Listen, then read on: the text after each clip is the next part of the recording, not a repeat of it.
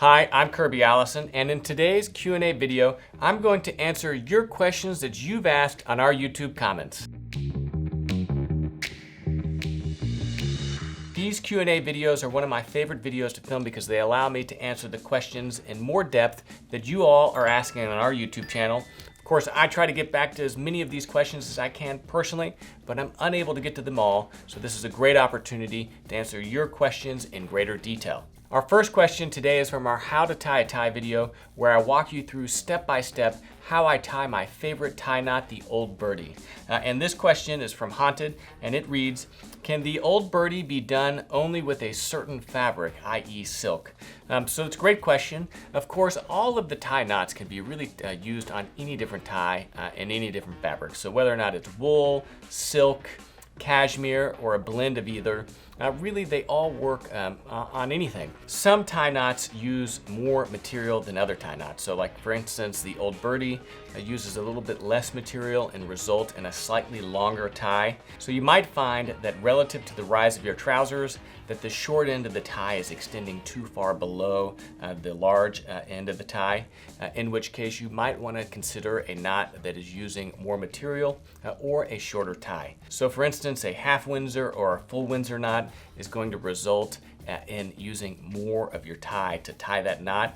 And so the short end of the tie isn't going to be as long as, say, within, for instance, an Old Bertie or a four in hand or something like that. So that's really the primary consideration there. But to answer your question, really you can use an Old Bertie knot really on any tie. And I find that even the thicker the fabric, the more beautiful of a knot that it ties, because it just knots up larger. And so if you have a particularly thick tie, like say for instance a wool or cashmere woven tie, or even a grenadine, like a grenadine fina or grenadine grossa, I find that the Old Bertie is particularly beautiful, and really this is the reason why it is one of my favorite tie knots. Our next question is from our waxed dress shoe laces video. It's which laces are right for you? One of our most popular videos kind of going through different styles of lacing. From JH, and it reads, Mr. Allison, which shoelaces do you recommend me getting for my Allen Edmond Park Avenues, flat or round laces?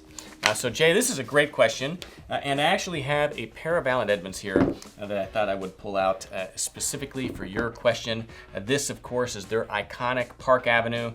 These are brand new. You can tell we put a little bit of polish on the left shoe. Looks like it's slightly polished relative to the right one, but otherwise these don't have any polish on it. Choosing between a round or a flat waxed pair of dress shoes or dress laces for your Allen Edmonds.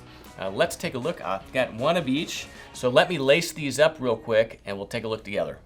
Okay, so there we are. So these two shoes relaced, one the right shoe with our narrow flat waxed dress shoe lace Wellington, and then the left one with our round waxed Wellington dress shoe laces. Both of these are 80 centimeters, which is our second longest length. These Allen Edmonds have 6 eyelets versus the standard 5 that you find with English shoes, so they consume more shoelace. So you need a longer lace with a pair of Allen Edmonds than you do a traditional shoe. These are a size 9.5, so if you're wearing a pair of like, let's say 11 or size 12 Park Avenues, you really need that 85 cm length. That's why, of course, here at KirbyAllison.com, all of our Wellington shoelaces are available in multiple lengths. Our standard range is available in 60, 75, 80, and 120 for boots. We have an entire video on how to choose the proper shoelace length, and we're adding 85 centimeters to our standard ranges. So let's take a look and see which looks better. So this Allen Edmonds Park Avenue in black is a relatively formal shoe, and I think personally that the narrow flat wax dress shoelace is really the most formal of all that we offer. And so for this black pair of shoes, I really like the look of this narrow flat waxed lace. You can see how it lies flat, especially with this barbell lacing. We've got a video on how to do this also. Check the description of this video. Now the round waxed looks nice also. There's nothing wrong with it. It's slightly less formal, if you will, than this narrow flat waxed lace, but it still looks great. And really both of these look significantly better than the stock Allen Edmond shoelace, which you can see really doesn't have a very fine yarn with which this lace is woven. All of our Wellington laces are 100% cotton. There's no polyester, and we use a really high quality cotton that produces a nice fine weave. So if you compare this to the two, you can just see again, not only do we have a better saturation of that color of the black, but it also is more finely woven.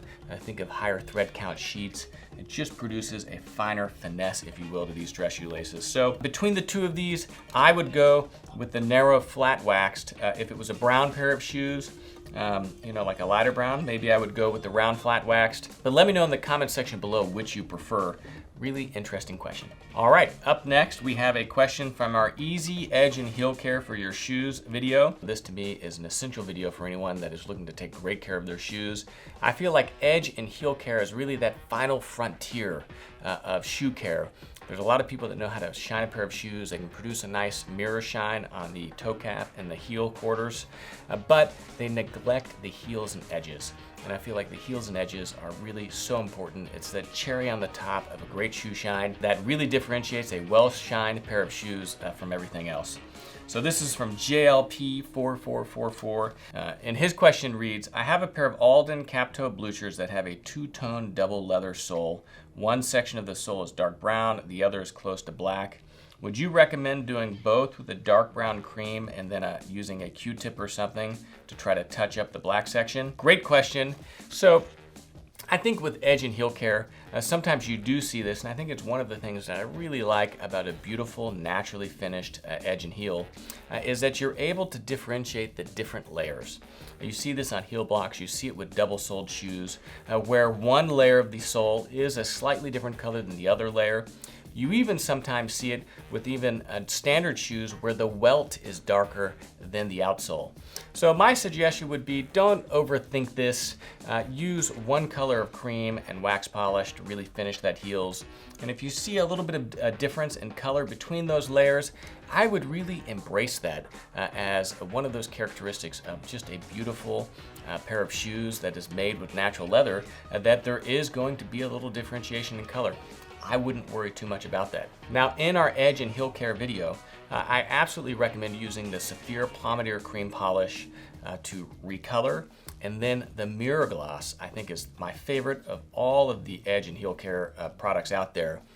Apply a thick coat of that mirror gloss, allow it a little bit of extra time to dry, and then buff it off with something like a pig bristle brush or even a cotton chamois to bring to a high shine.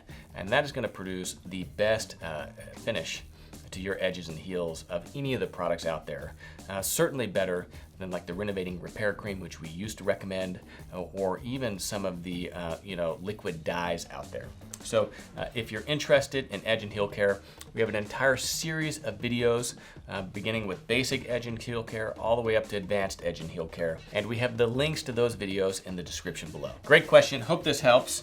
But moral of the story, don't overthink it, and it sounds like you're absolutely on the right track. Okay, next question is from our step-by-step guide to shining new shoes. This is from a Dimitar Alexeve. And his question says, great video as always, quick question. Could I skip the Pate de Luxe and go straight to the mirror gloss? So this question is really, can you skip the Pate de Luxe and go straight to the mirror gloss in the finishing of the shoes? And these dark brown pigskins, I actually used the dark brown cream polish first. I did 2 applications of that. That cream polish is gonna have that higher concentration of pigments that helps even out the finish and really deepen it, which is very important. And then provide a nice soft shine, because again, any cream polish is going to have waxes in it, although they are softer than the hard waxes you find in a traditional paste wax. After that, I applied 1 coat of the Pate de Luxe to the entire shoe, again to elevate that baseline shine a little bit above where the cream polish left it, but before actually going into the mirror shine using the mirror gloss. My recommendation would be that, yes, I suppose you could skip that single application of the Pate de Luxe to the entire shoe, but I really think that it's important to provide a little bit of those hard waxes to the entire shoe. I mean, not only is he going to elevate the shine, but it also does provide a little bit of protection to the leather itself. Now, could you use the mirror gloss for that as opposed to the Pate de Luxe? Now, the answer is really no, and the reason is because the mirror gloss is such a harder wax that across the vamp and across the softer areas of the shoe, the hard waxes in the mirror gloss, significantly harder than even the Pate de Luxe, will crack the moment that you flex that shoe. So that's why the mirror gloss is really only reserved for those hard countered areas of the shoe, the toe cap, the heel, because those areas of the shoe do not flex, and therefore you do not have to worry about these hard waxes really breaking or cracking, which is what produces that white residue. Now, if that happens, a little bit of Pate de Luxe with its high solvent concentration can pull that off. But again, it's something that you generally want to avoid. Moving this a little bit further along, you could ask yourself, if you're after a mirror gloss, can you just use the mirror gloss and not the Pate de Luxe? And the answer is probably yes. You could probably get away with just using the mirror gloss to produce that mirror shine and not the Pate de Luxe. A little bit of water should buff this, but again, I find that these two products work so well together that you really should use them in conjunction with one another.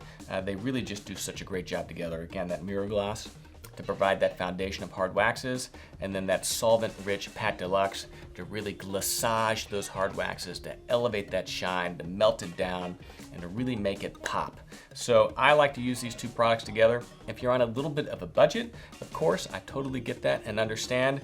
You can, of course, get away with just using a neutral mirror gloss and really even a neutral Pate de Luxe on all of your shoes if you're using a pigmented cream polish to provide that recoloring. So if you're really looking to kind of stretch things, that's probably the best way that you could do that. Otherwise, of course, I recommend using the pigmented polishes together, because every layer of pigmented polish that you add on top of that leather is only going to increase the depth of that shine. Great question, Dimitar. Hope I answered that. If you have any more questions, please let me know in the comments of this video. Okay, our fifth and final question for today's Q&A video is from our How to Remove Scuffs and Scratches from Leather Shoes. It's from a Jake Green, and it reads, what color should I take for white leather shoes? Neutral? So this is a great question. We actually covered how to care for white leather shoes in our 5 most difficult shoes to shine video. Now, because of all of the different colors of leather out there, there is no question that white is the most difficult, whether it be a white pair of buckskins or a pair of Spectators. You really have to be careful around white shoes. And the reality is there's just not that many products out there to kind of help you care for white. Now, that said, here at KirbyAllison.com, we do carry 2 products specifically for white shoes. One of them is our white Novellis, which is really designed more for white tennis shoes. But again, a leather pair of shoes, you can use this. It comes with a foam applicator, and this is basically just like a white dye. Now, it's not going to retain that natural kind of leather finish, but you could absolutely use this to touch up a white pair of shoes if you need to. You could even just apply it with your finger if you really wanted to just kind of really pinpoint where you're going to apply this. So we have this product here. And then the other product we have is the Saphir Beauty de Cure, which is Saphir's standard range of polish. This is available in a white, and you can certainly use it for a white pair of shoes. Now, one important thing to note is this is very different than a neutral, and this is very different than the type of pigment that you get with the Saphir Médaille d'Or polishes. The Saphir Médaille d'Or polishes, which is Saphir's highest range, really has a transparent pigment. It's one of the things that allows a pair of shoes to evolve naturally. It allows you to see kind of that natural patina come out. And in the care of any really high-end pair of shoes, you want to be using a natural, slightly transparent pigment, because that is what's going to allow you to really see that beautiful texture and color of a natural, high-quality pair of leather shoes. Now, this pigment that's used in the Saphir Beauty de Cure isn't transparent. It is actually quite opaque. And so if you apply this on top of even a brown pair of shoes, you are going to see that white pigment on top of that brown leather. So if you have a white pair of shoes, it's a great product to use, because again, it's going to help you recolor that white, right? Because the only way to recolor white is to really paint over it with something. but you'd want to be very careful not to get this on any of the other leather colors. Now, if you get a little bit of this polish on another piece of leather, you can just quickly wipe it off. It's no problem. If it dries, you see it later, you can use a little bit of the Reno mat to pull it off, so you don't have to worry too much about it, but you do want to be careful using this in white. So if you have a pair of white shoes that have a little bit of scuffing, I would probably start with the Saphir Beauty de Cure in white, or if it was a pair of tennis shoes or something, golf shoes, you can certainly use that white Novellus. So there we go. That is today's Q&A video. And of course, if you haven't been to KirbyAllison.com, please go visit. It is how we support this YouTube channel. And there you'll find the largest collection of luxury garment care and luxury shoe care accessories in the world, as well as other great clothing accessories like this beautiful sovereign grade tie that I'm wearing. You can see we have these made exclusively for us in England from 100% English silk, handmade, hand-slipped, many available or most available in 2 lengths. And you can see just how beautifully and really effortlessly this tie ties beautiful knot, great dimple. And of course, I'm Kirby Allison, and I love to help the well-dressed acquire and care for their wardrobes while exploring the world of quality, craftsmanship, and tradition. Thanks for watching.